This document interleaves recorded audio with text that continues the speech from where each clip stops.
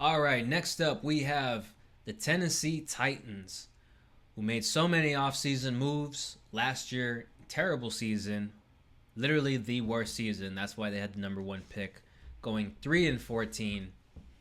And this year they're expecting them to actually win over 5 games. So their line is at 5.5, with the over being favored at -135. So let's take a look at some of their offseason moves, some of their stats from last year, so we could see what trajectory they are headed. So, starting off with the offense, last year, Titans only scored 33 touchdowns, had on average 304 yards per game, and had a terrible O-line rating. Maybe it was Will Levis's fault. Of a 40% quarterback pressure rate, easily one of the highest, top three highest quarterback pressure ratings in the league.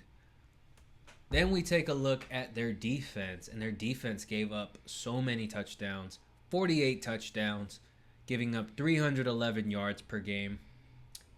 And their quarterback pressure rate was only 31%. So that's on the below average side. You want somewhere around 33, 35%. So they had 31. So they do need to improve on that one. So let's take a look at some of their offseason moves. Let's see if they're headed to the right trajectory. And off rip, you guys already know they picked up Cam Ward. That's going to be the future of that franchise. Has that it factor. Played in college for like I believe almost 6 years or 5 years because of that COVID year that gives all these athletes an extra year.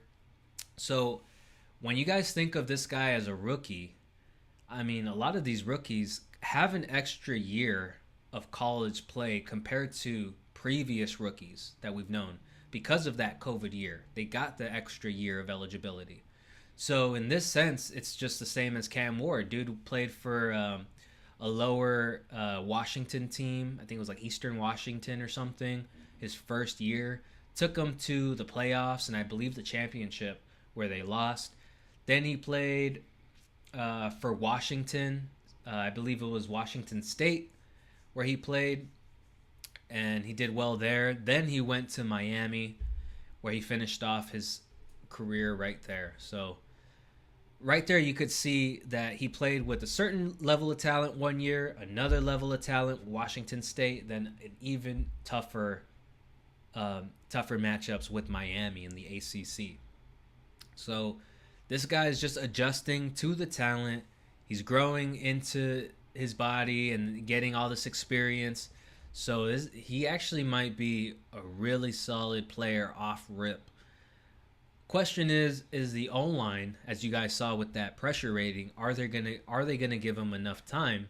And that's why we're taking a look at some of these additions. I mean, you guys could see right here, they picked up Dan Moore as a tackle, 26 years old, almost 27 years old, so he's in his prime. And usually offensive linemen do better around 28, 29, 30 years old. So good timing right there. And then also Kevin Zeitler coming from the Lions, right? That Lions O-line, one of the best O-line in the league. Now you have a vet in Kevin Zeitler, who also played for the Ravens before this, is now on the Titans to give Cam Ward that time. So you could see they're doing an investment. They were investing in this player, in this franchise. And plus that coaching staff, I don't know much about them. But when I saw them in their press conference, gave me a good vibe. It gave me a vibe kind of like when you're on a good high school or good college team and then you have a cohesive coaching staff who they look like they've been friends for a long time. They basically, are like brothers. So when I look at that coaching staff, I'm like, dude, they're going to, in a couple of years, they're going to be one of the best. That's for sure. Because I haven't heard of these guys. They're probably on the newer side. And just the look, right? And all these moves that they've made, seems like they know what they're doing. They also picked up Cody Barton from the Broncos at the linebacker position. Sebastian Joseph Day, Super Bowl champ, been around with the Rams and the Chargers. Jermont Jones, edge rusher right there. Obviously, they picked up Tyler Lockett from the Seahawks. Van Jefferson, who last year played on the Rams, was pretty good. and Xavier Woods as safety. They did, however, get rid of a couple of players like Jerome Baker, who was a solid linebacker, Dylan Redunce, guard. I mean, he was a below average guard. But they got rid of Nick Westbrook Akine, who last year had about 9 touchdowns, was one of the Will Levis last year threw for like less than 2,500 yards. I think he threw for like 2,000 yards, and Nick Westbrook Akine had like 900 of those. So this guy moved on to the Dolphins. He should be doing good over there, but it is kind of a disappointing let go for that team if they wanted to take that step forward. Because if he was still on this team, offensively, you're looking more optimistic with your receivers. Any other additions that you could think of? Well, definitely. You said it. You got Cameron Ward, and now lining up with Calvin Ridley, who's the type of receiver that runs his way open. Yep. So I think that's going to be a really, really good connection right there. I think that Calvin Ridley is that type of receiver that will help Ward take a step forward. And, Brian Callahan had Burrow on his rookie year, and he did a great thing. He was offensive coordinator of the Bengals for between 2019 and 2023. So this is his second year, which he had to do a lot of work, a lot of rebuilding. But, it's like, from here, you can only go up. They had a rough season last year. Will Levis, it was just horrible watching him play. Now you got a guy that doesn't like to lose, refuses to lose. And if you saw him play last year in college, you know what I mean. I mean, the guy will just come back from any deficit. No deficit is enough to keep this guy, sidelined. So I think he's going to be in a lot of games. I do see them moving forward. On their arm wrestling, will he win a lot of those challenges? I doubt it. They still got a lot of more to build on, but definitely they're going in the right direction.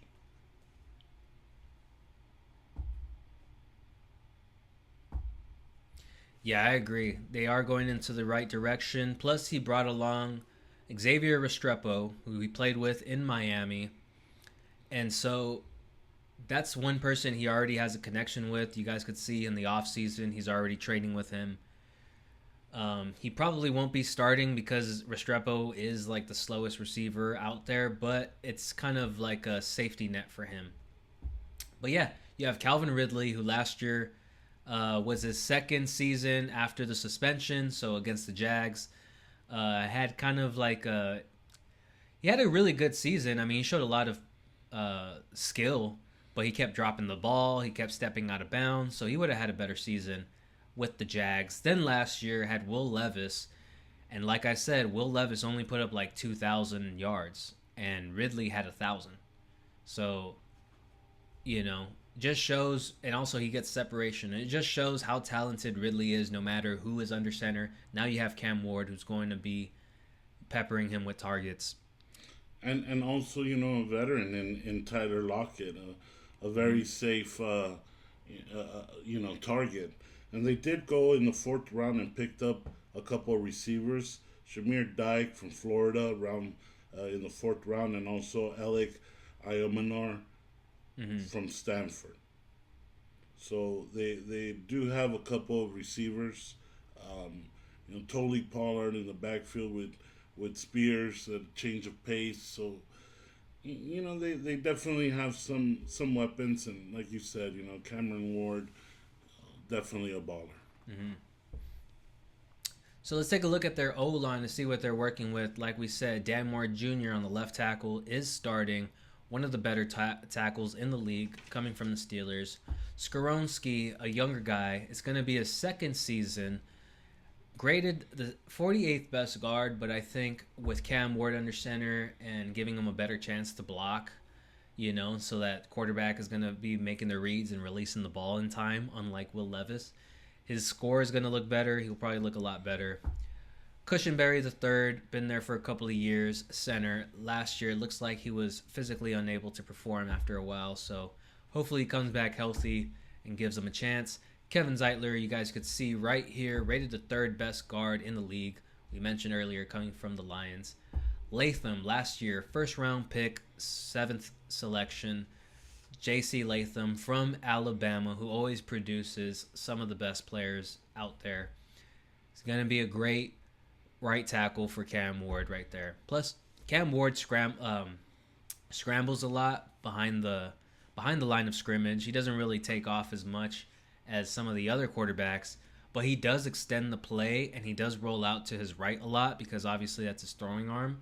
So if you have Latham right there and you have Zeitler right there, plus Dan Moore giving you some protection on the blind side, but that right side looks solid. So he's going to be having a field day rolling out to his right. That's his bread and butter. If you guys watch the film, can extend the play, always looks downfield, very calm, literally like the chillest quarterback behind the freaking line of scrimmage. It's crazy.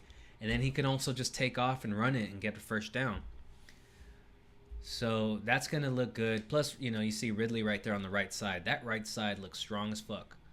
And then your running backs, you still have Tony Pollard, who's pretty good, on the average side. And then Tajay Spears, who's more of the receiving back, very elusive. And yeah, you have some players right there that's really going to give them an opportunity to shine. Tight end Nkronkwo has been there for a while, a couple of years. Will he be a good, a top 15 tight end now? I don't know. It's going to be hard to say. So, yeah, he does have a lot of pieces to work with, great offense. But now let's take a look at their defense. Let's see what they have to work with.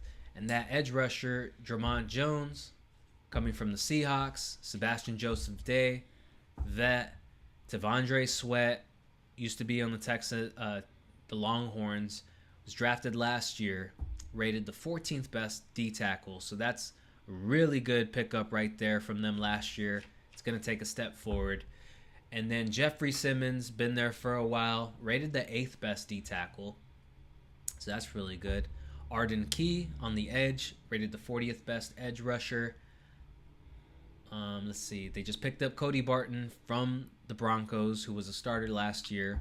Broncos had one of the best defenses. You got Otis Reese, other linebacker right there. Let's take a look. So that's their base package. Then we take a look at their nickel package, see what they're working with.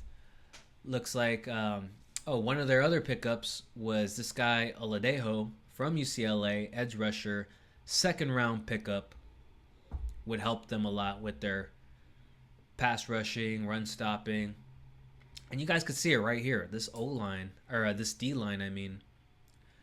Pretty solid. Really good talent right here. And then the addition of Cody Barton helps a lot with your front 7, stopping the run. So easily a top 10 D-line right here, in my opinion, with their solid potential. Then we take a look at their cornerbacks. Are their cornerbacks going to give the D-line time to pass rush? Darrell Baker on one side, kind of a lower grade right there. You got Roger McCreary, nickel corner. He's okay. L'Jarius Sneed was once one of the best cornerbacks. I don't know what happened to him last year. It looks like it says physically unable to perform. He probably got hurt. But might end up taking a step forward this season with that new offense. It's going to force them to compete more in practice, which is going to translate to the season. Then you take a look at their safeties. You have Xavier Wood, who's on the older side, and he's a little slower. You can see right here, 77th best safety. So that's one of their weaknesses right there is Xavier Woods. Obviously, he has experience, but can he keep up with some of these newer receivers that have all the speed? Amani Hooker, other safety, rated the 33rd best safety in the league. And so you do see some weaknesses right here. Those DBs are very questionable. Which is one of the reasons why they went in the 3rd round and got Kevin Winston out of Penn State safety. So they're on it. Yeah, Kevin Winston is actually one of the better safeties in the league. Drafted in the 3rd round because he was injured in college the year prior. So otherwise, if he would have stayed healthy, he would have been like a second round, maybe a first round late pickup. So with that being said, this is what they have to work with. A very good, optimistic offense all around. Could potentially run the ball because Pollard is going to have some gaps inside the tackle with Ward threatening to pull the ball. It's going to cause these defensive players to be hesitant. So their run game should take a step forward. Their pass game should take a step forward. Defensively, front seven defense, they should probably be good at stopping the run, maybe even rushing the passer. But where their weakness lies is going to be covering some solid receivers that they're going to see within their division, playing against the Texans, playing against the Jags, and the Colts. They all have good wide receiving core, so the Titans are going to struggle covering them, and that's going to be their weakness right there. And the question is, will they win double the games this year? That way they could go over. That's the question. 5.5, yep. Will they go over 5.5? And a lot of people are thinking over 5.5. So let's take a look, go game by game, and let's see. Week 1, they go to Denver to face the Broncos, where they should get slapped.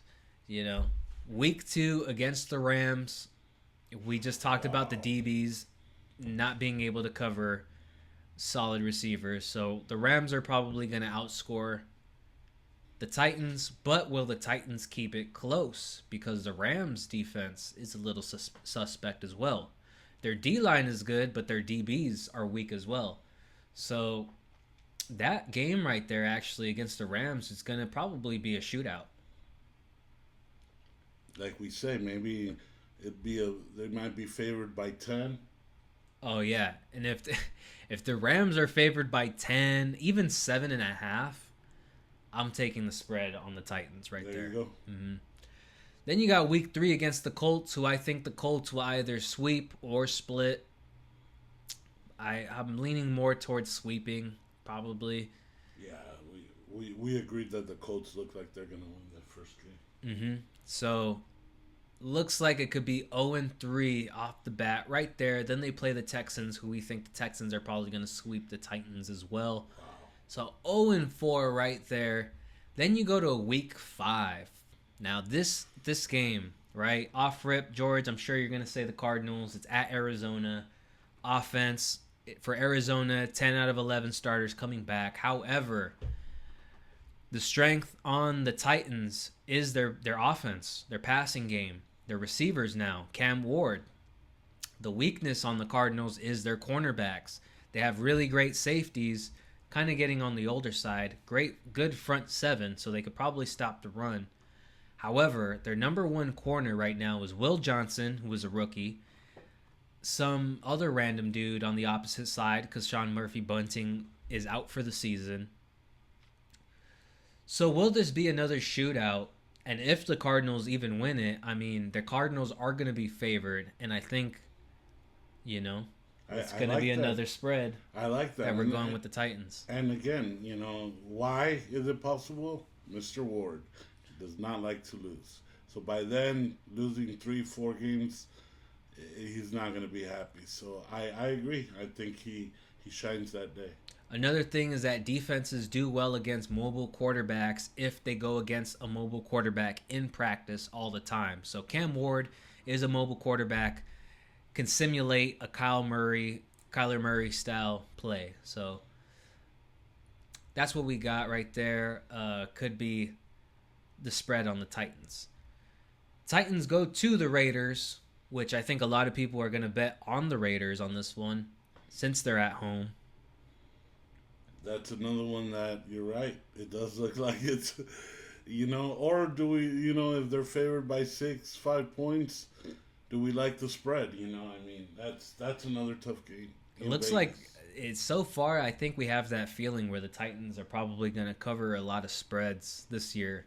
And I hope that they're coming from Tennessee. They don't go see the Elvis show in Vegas and end up not sleeping right. You're going to be scarred from seeing some bootleg Elvis.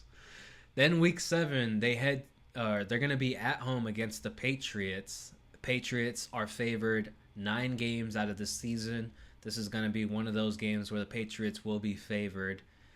They match up really well. Patriots defense is solid. Their DBs are really good. Their safeties are weak. That's the only thing, but their cornerbacks are strong. Man, look at that schedule. Ouch. It's tough. Yeah, I think the Patriots will win that one, though. Then they face the Colts again, which we think they're either going to split with the Colts or the Colts are going to sweep. It's a tough ask right there. It's a tough one to call. We're thinking 2 wins, right, by then? I guess so, right? They're going to lose all these games and probably beat 2, maybe 3 wins. one. Maybe by week 8, week 9. So before the bye, week 10, obviously they should have 2 wins. Yeah. 2 definitely, maybe 3. That's the tough part, right? So 2, we're going to stick with 2, maybe 3. Then you have the Texans again, who we think they're going to get swept by the Texans. Texans are just too good. Seahawks, another one. They're going to lose to the Seahawks, even though they're at home. Then they face the Jaguars, who I think they're going to split. They're going to split. Okay, So there's another one right there. So that's 3 wins, maybe 4. Then they go to Cleveland to face the Browns. Browns have a questionable offense. They don't even know who they're going with at quarterback. Will they start Shedeur? Right, that's what I was right thinking. Here, and it's going to be Cam Ward versus Shedeur. A lot of people will tell you that Dylan will get the first chance, but I keep thinking, I don't know, I just keep saying that before the season ends, I think we're going to see him come out and play. And, the NFL is a business. It's entertainment.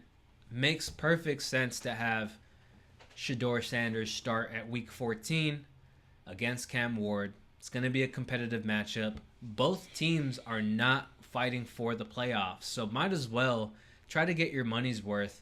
Start Shedeur right here. And if Shedeur is starting, I'm going Cam Ward. So if you guys seen some of the offseason training against, they would always compete against each other, Shedeur and Cam Ward. But it was honestly, it looked like Cam Ward was competing with Shedeur more than Shedeur was competing with Cam Ward. Even though Shedeur should have been trying to compete with Cam Ward because Cam Ward was the number 1 quarterback prospect. So it just shows you that no matter how much money you have, no matter who your family is, you still have to have that dog in you, that it factor.